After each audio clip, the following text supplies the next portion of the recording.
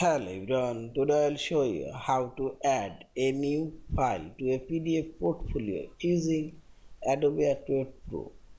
First open your PDF portfolio with Adobe Acrobat Pro. Select file option and select open, and this is my PDF portfolio, and I'll add new file this portfolio.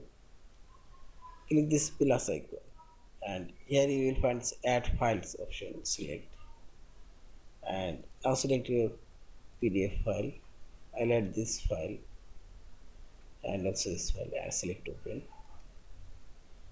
and see this PDF file now added.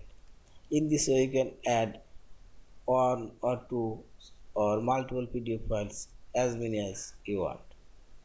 And finally select this file option, save PDF portfolio, other you can export, and so on. Thank you for watching. Please subscribe, like, share and comment.